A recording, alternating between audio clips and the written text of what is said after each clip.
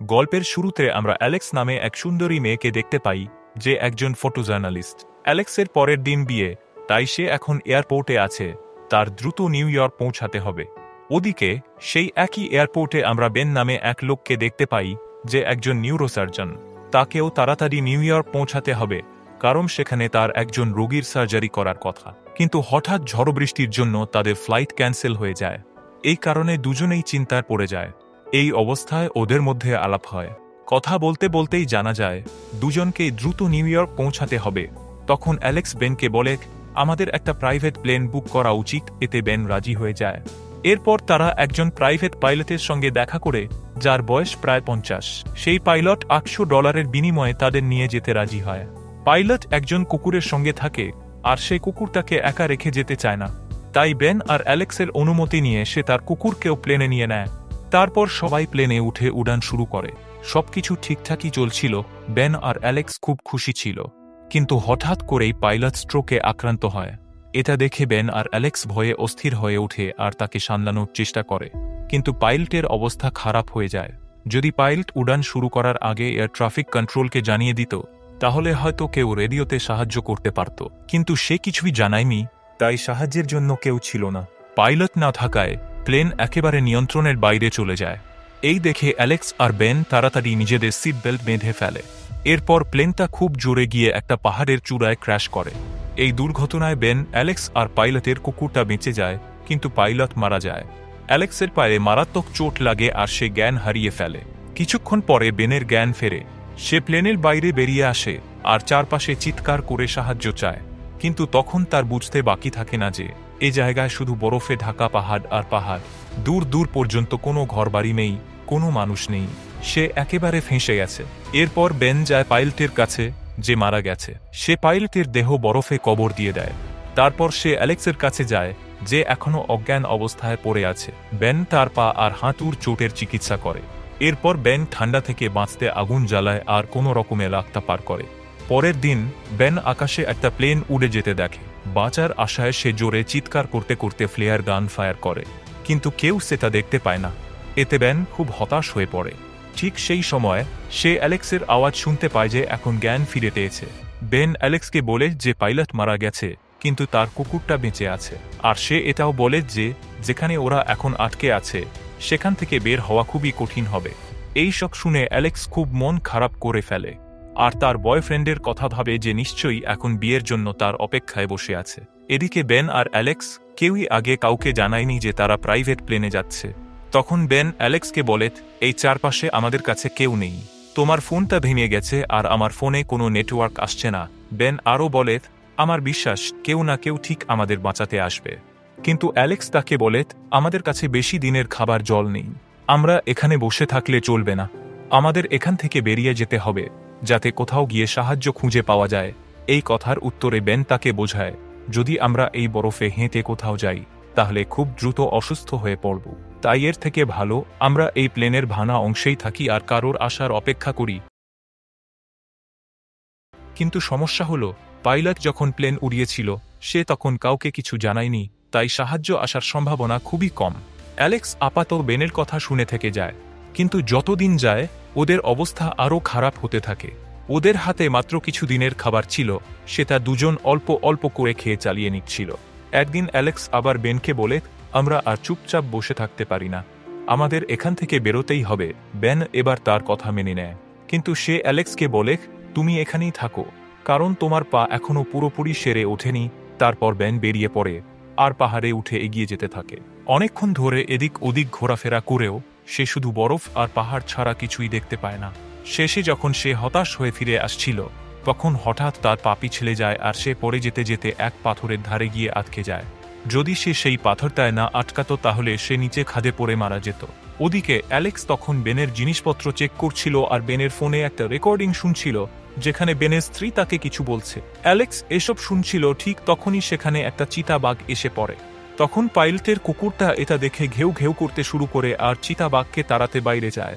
কিন্তু চিতাবাঘটা তাকে আক্রমণ করে আর কুকুরটা গুরুতরভাবে আহত হয়। অ্যালেক্স তখন খুব ভয় পেয়ে যায়। চিতাবাঘটা যখন তার দিকে এগিয়ে আসে, তখন সে সাহস করে একটা ফ্লেয়ার গান চালায়। যার ফলে চিতাবাঘটা আহত হয়ে যায় আর পালিয়ে গিয়ে কিছু দূরে গিয়ে মারা যায়। কিছুক্ষণ পর বেন অ্যালেক্সের কাছে আসে। তখন সে তাকে চিতাবাঘ সম্পর্কে বলে। এখানে কুকুরটা অনেকটাই আহত ছিল, তাই বেন তার চিকিৎসা করে। বেন অ্যালেক্সকে জানায় সে অনেক দূর পর্যন্ত পাহাড়ে ঘুরেছে, কিন্তু কোথাও কোনো রাস্তা বা ঘরবাড়ি কিছুই চোখে পড়েনি। এরপর বেন প্লেনের ধ্বংসাবশেষের বাইরে আসে। সেখানে সে চিতাবাঘটার মৃতদেহ দেখে। সে সেটা নিয়ে আসে আর প্লেনের মধ্যে রাখা স্টোভে আগুন জ্বালিয়ে তার মাংস রান্না করে। অবশেষে দুজনের বাধ্য হয়ে সেই মাংস খায়। অনেকদিন পর ওরা রান্না করা কিছু খেতে পেরেছিল, তাই তারা একটু হলেও শক্তি ফিরে পায়। এখানে অ্যালেক্স বলে আমাদের উচিত পাহাড় থেকে নিচে নেমে যাওয়া, যাতে ফোনে সিগন্যাল পাওয়া যায়, কিন্তু বেন তাকে বোঝায় বাইরে যাওয়া মানে অনেক বিপদের মধ্যে পড়া। সে বলে আমরা প্লেনের এই ভাঙা অংশে ছিলাম বলেই এখনো বেঁচে আছি, তাই আমাদের এখানেই থাকা উচিত। বেনের বিশ্বাস কেউ না কেউ নিশ্চয়ই এই প্লেন ক্র্যাশের খবর পেয়ে এসে তাদের উদ্ধার করবে। কিন্তু অ্যালেক্স বেনের এই কথায় একেবারেই রাজি হয় না, আর ওদের মধ্যে ঝগড়া শুরু হয়ে যায়। তারপর দুজনে ঘুমিয়ে পড়ে। পরের দিন সকালে যখন বেন ঘুমোচ্ছে, তখন অ্যালেক্স কুকুরটাকে নিয়ে চুপি চুপি বেরিয়ে যায়, কারণ সে আর এখানে বসে থাকতে চায় না। সে একাই সামনে এগোতে থাকে। ওদিকে বেন যখন ঘুম থেকে উঠে, তখন দেখে অ্যালেক্স আর কুকুরটা আর নেই। সে প্লেনে একটা নোট পায়, যেখানে অ্যালেক্স লিখে গেছে, আমি সাহায্যের খোঁজে যাচ্ছি, যদি কাউকে পাই তাহলে তোমার জন্য সাহায্য পাঠিয়ে দেব। এই পরে বেন চিন্তায় পড়ে যায়, কারণ সে জানত অ্যালেক্সের পা এখনও পুরোপুরি ঠিক হয়নি, তাই সেভাবে অ্যালেক্স একা পাহাড় থেকে নামতে পারবে না। বেন তাড়াতাড়ি তার সব জিনিস গুছিয়ে নেয় আর অ্যালেক্সকে খুঁজতে বেরিয়ে পড়ে। সে অ্যালেক্সের পায়ের ছাপ দেখে দেখে এগোতে থাকে আর শেষমেশ তাকে খুঁজে পায়। দুজন একে অপরকে দেখে খুব খুশি হয়, কিন্তু বেন দেখে অ্যালেক্সের অবস্থা খুব খারাপ হয়ে গেছে। ঠান্ডার জন্য সে ঠিকমতো নিঃশ্বাসও নিতে পারছে না। বেন তার যত্ন নেয় আর তারপর দুজনে আবার একসাথে পথ চলতে শুরু করে। সামনে তারা একটা গুহা দেখতে পায়, যেখানে তারা রাত কাটানোর জন্য থেকে যায়। বেন আগুন জ্বালে আর তারা আগুনের পাশে বসে গা গরম করে। এরপর তারা ঘুমিয়ে পড়ে। পরদিন সকালে তারা আবার হাঁটা শুরু করে। একসময় অ্যালেক্স একটা জায়গায় দাঁড়িয়ে ছবি তুলছিল, তখন তার চোখে পড়ে পাহাড়ের পেছনে কিছু একটা চকচক করছে। সে এটা বেনকে জানায় আর দুজনে সেই দিকেই হাঁটতে শুরু করে। অনেকক্ষণ হাঁটার পর তারা একটা নদীর কাছে পৌঁছায়, কিন্তু নদীটা এতটাই গভীর আর জোরে বইছিল যে তারা সেটা পার হতে পারে না। তখন ওরা দুজনেই হতাশ হয়ে পড়ে। তাদের মনে হতে থাকে হয়তো এটাই তাদের শেষ, এখানেই মরে যেতে হবে। তারা একটা গুহা খুঁজতে থাকে, কিন্তু তখন আর তাদের শরীরে কোনো শক্তি বাকি ছিল না। তারা এক প্রকার হাল ছেড়ে দেয়। এই সময় বেন বলে, তুমি আমার একটা ছবি তুলে দাও, কারণ আমি মরার আগে একটা ছবি তুলে রাখতে চাই। কিন্তু অ্যালেক্স সেটা করতে রাজি হয় না, কারণ তার মনে একটা আশা ছিল তারা ঠিক বেরিয়ে যাবে আর বাড়ি ফিরবে। এই সময় হঠাৎ ওদের খেয়াল হয় যে কুকুরটা কোথাও হারিয়ে গেছে। বেন কুকুরের পায়ের ছাপ দেখে তাকে খুঁজতে বেরিয়ে পড়ে। সেখানে সে কুকুরের সাথে একটা বাড়িও খুঁজে পায়, কিন্তু বাড়ির ভিতরে কেউ ছিল না। এই জায়গাটা দেখে বেনের মনে একটু আশা জাগে। সে তাড়াতাড়ি অ্যালেক্সের কাছে ফিরে যায়। তখন দেখে অ্যালেক্স পাতলা বরফের উপর দাঁড়িয়ে আছে, আর সেই বরফ ভেঙে যায়, যার ফলে অ্যালেক্স ঠান্ডা জলের মধ্যে পড়ে যায়। বেন এটা দেখে তাড়াতাড়ি ছুটে যায় আর তাকে টেনে বাইরে তুলে আনে, কিন্তু অ্যালেক্স ততক্ষণে জ্ঞান হারিয়ে ফেলেছে। বেন তাকে তুলে নিয়ে সেই ফাঁকা বাড়ির মধ্যে নিয়ে আসে, কিন্তু অ্যালেক্স তখনও জ্ঞান ফিরে পায় না, কারণ তার শরীর ডিহাইড্রেট হয়ে গিয়েছিল। বেন গরম রাখার জন্য আগুন জ্বালায় আর তার যত্ন নেয়। কয়েকদিন ধরে বেন অ্যালেক্সের যত্ন নেয়, তারপর গিয়ে অ্যালেক্স জ্ঞান ফিরে পায়। আর এটা দেখে বেন খুব খুশি হয়ে যায় আর তাকে জড়িয়ে ধরে। অ্যালেক্স দেখে বেন কতটা তার খেয়াল রেখেছে।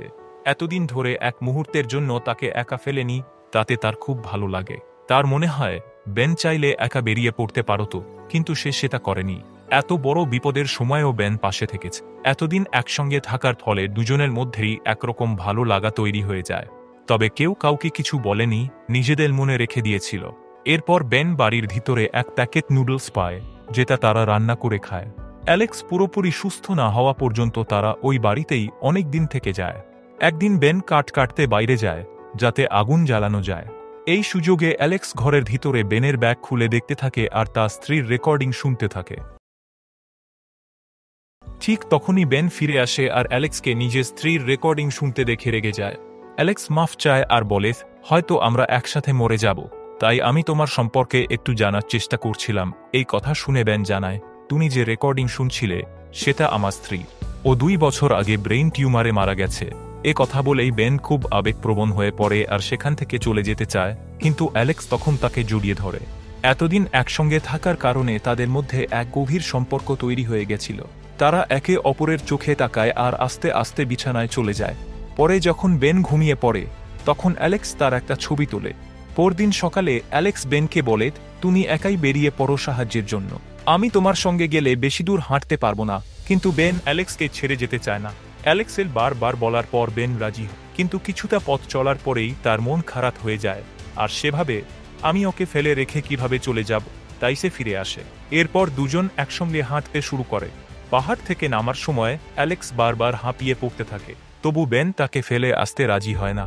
সে কাঠ দিয়ে একটা ছোট স্ট্রেচার বানায় আর তাতে অ্যালেক্সকে শুইয়ে টেনে টেনে এগোতে থাকে।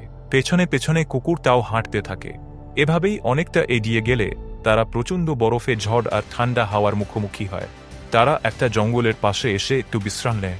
সেখানে কুকুরটা বেনকে ঘুম থেকে ডেকে তোলে। তখন বেন সামনে তাকিয়ে দেখে একটা কাঠের ইয়ার্ড আছে। এটা দেখে বেন খুব খুশি হয়ে পড়ে আর অ্যালেক্সকে ডাকে। তারপর তারা দুজনে সেই দিকে এগোতে থাকে, কিন্তু তখন তাদের শরীরে আর এতটুকু শক্তিও নেই। তবু সাহস করে তারা একটু একটু করে পা বাড়াতে থাকে। সামনে এগোনোর সময় হঠাৎ বেনের এক পা একটা ভাল্লুক ধরার ফাঁদে আটকে যায়। অ্যালেক্স অনেক চেষ্টা করে তার পা ছাড়াতে, কিন্তু কিছুতেই পারে না। তখন বেন বলে, তুমি এগিয়ে যাও আর কাউকে সাহায্যের জন্য ডাকো।